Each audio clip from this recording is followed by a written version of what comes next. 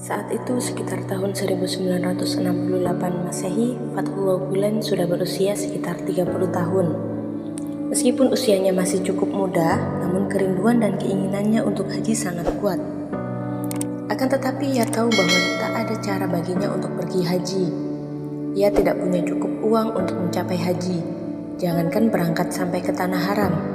Misalnya separuh perjalanan berangkat menuju tanah haram, ia tak mampu. Alih-alih tak mampu, justru uang yang ia miliki hanya cukup untuk kebutuhan sehari-harinya dan urusan dakwah. Pendek kata, ia melewatkan malam-malamnya tanpa tidur dengan perut dalam keadaan lapar. Bagaimana seseorang seperti Fathullah Gulen bercita-cita menunaikan haji, sementara ia sendiri membutuhkan apa yang dibutuhkannya? Karena uang yang tidak cukup, Gulen hanya bisa melihat orang-orang yang berangkat haji dengan mata berkaca-kaca, dan hatinya dipenuhi kerinduan untuk mengunjungi masjid Rasulullah. Hingga akhirnya ia berdoa, semoga Allah menjawab doaku untuk segera berangkat haji dan bisa berziarah ke makbarah Nabi. Dengan kerinduan yang sangat dahsyat, ia pun menulis surat kepada Kanjeng Nabi melalui pelantara orang yang berangkat haji. Akan tetapi dalam suratnya, Gulen menarik kerinduannya dan nyala hati nuraninya, berharap dengan surat yang isinya begitu, Allah mengabulkan doanya untuk segera menunaikan ibadah haji ke rumah sucinya. Memang pada tahun itu 1968 Masehi, proses langganan haji berlangsung di seluruh bagian Turki dengan lancar, dan Gulen hanya bisa menatapnya dengan gembira serta membalut luka ketidakmampuannya dengan air mata dan kesedihan.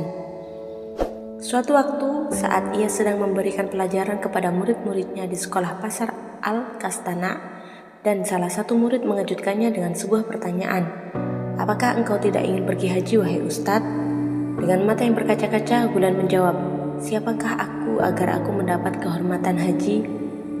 Akhirnya, ia segera meninggalkan kantornya dan menutup pintu sendirian. Ia lalu duduk di kursinya seraya meletakkan kepalanya di tangannya sambil menangis teringat akan pertanyaan muridnya tadi. Rupanya, di tempat ia beristirahat ada gambar Masjid Nabawi. Ia menatap dengan hormat dan nangisnya semakin menjadi-jadi. Setiap hari tangisnya Gulen selalu dan semakin terisak-isak, seolah-olah dia sedang menyiarkan kesedihan dan keluhannya. Dia tidak tahu sudah berapa lama waktu berlalu dalam keadaan ini. Tiba-tiba saja telepon dari Lutfi Dogan, kepala urusan agama, berbunyi. Ia bergegas mengangkatnya. Sebuah kejutan dan keajaiban besar, tak ada angin dan hujan. Lewat teleponnya tadi, Lutfi berkata kepada Gulen, "Kami telah memutuskan di Kepresidenan Urusan Agama untuk mengirim 3 mentor bersama para peziarah. Pertama adalah Tuan Ibrahim Dagir Munji, Mufti dari Denizli. Kedua, Tuan Ahmed Baltaji, Mufti Provinsi Eskisehir. Dan ketiga adalah Sampean Fathullah Gulen." Setelah nelpon, Gulen masih tidak mempercayainya. Apakah aku bermimpi sehingga Kepresidenan Urusan Agama mengirimkanku untuk menjadi mentor bagi peziarah umumnya? Syahdan, sesampainya di Mekah Al-Mukarramah, beliau sama sekali tidak keluar Masjidil Haram kecuali karena keperluan. Ia mengasing diri di depan Ka'bah siang dan malam. Sesekali jika perutnya diliputi rasa lapar, ia makan beberapa kurma lalu kembali sholat dan zikir. Kemudian saat waktunya umroh, ia berumroh atas nama orang-orang yang memiliki hak dari hak-hak Islam. Jadi dia melakukan umroh atas nama utusan Tuhan, kemudian atas nama khalifah yang diberi petunjuk. Kemudian ia juga melakukan umrah atas nama kerabatnya dan gurunya, yaitu Badi'uzzaman Said Nursi. Tak terkecuali ia berumrah atas nama ibu, ayah, dan kakeknya. Ia terus melakukan umrah setiap hari.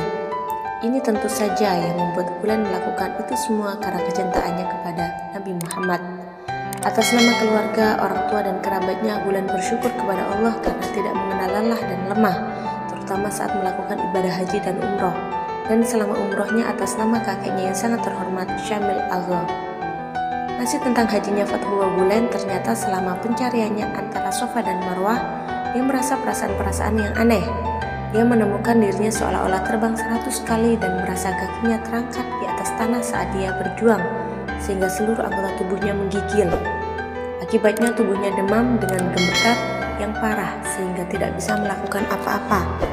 Anehnya, meski dalam keadaan tubuhnya gemetar, ia mendapati dirinya dalam keadaan ekstasi dan kerinduan-kerinduan. Sejauh mana hanya Tuhan yang tahu dalam pancaran spiritual atau kesaksian yang tulis itu. Setelah sembuh, Fathullah Gulen menyebutkan bahwa dirinya waktu itu hidup dalam kondisi yang membuatnya berada dalam kerinduan. Akan tetapi situasi yang dia jalani selama hidupnya atas nama kakeknya, Syamil Agha, tidak pernah bisa dijelaskan dan diungkapkan dengan kata-kata. Dia mencatat tanggal hari itu di buku hariannya, dan itu adalah hari yang tidak pernah akan dia lupakan. Alhasil, setelah datang dari haji, dia diterima di Bandara Ankara oleh Mufti Izmir, ditemani oleh salah satu imam masjid. Kemudian mereka semua pergi ke Izmir. Setelah beberapa saat, Gulen memutuskan untuk pergi ke Erzurum untuk mengunjungi keluarganya. Di sana ibunya menceritakan sebuah penglihatan yang dia lihat saat dia sedang haji. Dia melihat seolah-olah kakeknya adalah Syamil Agha terbang di atas awan seperti bidadari. Ketika Gulen menyelidiki cerita penglihatan sang ibu, dia menemukannya pada hari yang sama di mana dia mengenakan pakaiannya atas nama kakeknya. Dan dia ingat bahwa dia sendiri telah membumbung tinggi dengan jiwa di cakrawala negara itu.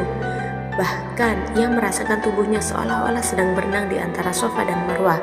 Hingga akhirnya Gulen berdoa, semoga kejadian ini saat haji dan umroh pahalanya sampai kepada kakek Syamil. Selain itu, Fathullah Gulen tidak melupakan murid-muridnya di sekolah pasar Al-Kastana di Izmir. Gulen memandang semua muridnya selain sebagai keistimewaan yang mendalam dan mendalam, juga sebagai bagian dari penyelamatan dunia Islam yang besar ini. Karena itu tak heran jika Gulen membawa semua daftar nama-nama muridnya ke Mekah. Ia berdoa untuk mereka satu persatu semoga segera diberangkatkan haji. Gulen juga membelikan mereka masing-masing hadiah kecil yang terdiri dari beberapa kurma, air zam-zam, dan cincin perak kecil. Wallahu a'lam bishawab. Cerita ini dikutip dari alif.id.